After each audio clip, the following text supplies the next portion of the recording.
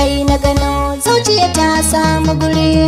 Fahimta fuska na ɗaura bazo, ni da kai soyayya ce habu ta so.